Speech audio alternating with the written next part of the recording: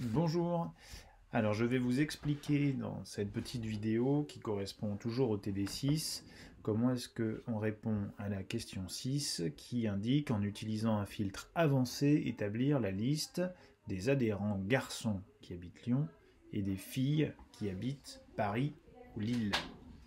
Puisque c'est dans le menu données qu'on aura filtré et qu'on aura la possibilité de faire un filtre avancé qui pour moi sur Mac s'appelle option avancée. Alors on voit quand on clique sur cette fenêtre, il va y avoir plusieurs champs à remplir. La plage, ça ce sera le tableau complet que l'on veut filtrer, donc ce sera tout le tableau. La zone de critères, mais il va falloir la créer. Et puis on peut même créer une troisième option qui est copier dans, lorsqu'on veut copier le résultat de notre filtre à côté du tableau et non pas réduire le tableau lui-même. Je vous montrerai les deux procédures. Donc là j'annule parce que pour l'instant j'ai pas créé ma zone de critères. Donc je vais le faire. On veut donc les garçons qui habitent Lyon et les filles qui habitent Paris. Donc ma zone de critères va correspondre à des critères sur le sexe, masculin ou féminin, garçon ou fille, et sur la ville. Donc ce que je vais faire par des copier-coller, parce que c'est ce que je trouve le plus simple, je vais créer ma zone de critères comme ceci. Donc je recopie, j'aurais pu écrire au clavier ville, sexe, condition de bien respecter la même orthographe. Et puis en dessous de ville, je vais mettre Lyon, alors soit en écrivant comme ceci, soit par copier-coller.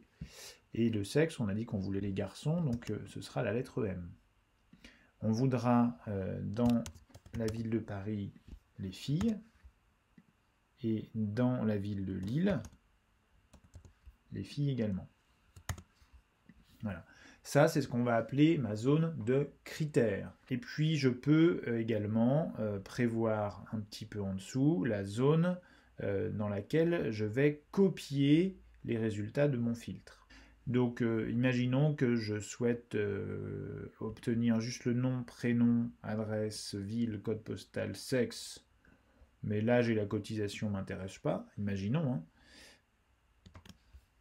Je peux copier ces en-têtes de colonne ici, et vous allez voir que je vais m'en servir dans le filtre avancé.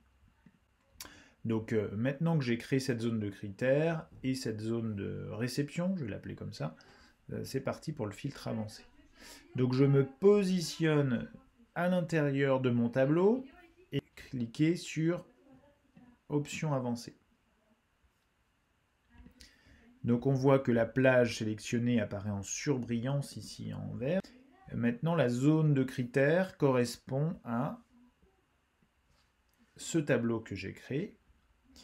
Si je mets OK, je vais le faire. Qu'est-ce qui se passe? Eh bien, la même chose que lors d'un filtre automatique, à savoir que le tableau se réduit, ne fait apparaître que ce que je souhaitais, à savoir les garçons de Lyon, les filles de Paris ou les filles de Lille. Si je reviens en arrière, je redéveloppe l'ensemble de mon tableau. Donc j'ai annulé le filtre. Si je veux copier ces données vers un autre emplacement, et donc me servir de cette zone que j'ai créée, eh bien je fais à nouveau filtre avancé. Donc la plage, c'est toujours le tableau complet. La zone de critères, c'est celle-ci. Et puis, je peux décider de copier vers un autre emplacement. Et à ce moment-là, alors Excel choisit une zone par défaut. On voit que si je ne change rien, Excel va copier le résultat de mes données ici. Si je veux forcer Excel à le faire à un autre endroit, un endroit de mon choix, je peux décider de prendre uniquement cette zone-là. Voilà. Et ainsi, lorsque je valide, eh bien, on obtient dans la zone que j'ai préalablement établie les garçons de Lyon, les filles de Paris, les filles de Lille. Et on voit qu'Excel n'a copié que les champs qui m'intéressaient, c'est-à-dire ceux que j'ai renseignés, nom, prénom, adresse ville, code postal, sexe. Il n'a pas poursuivi avec âge et cotisation.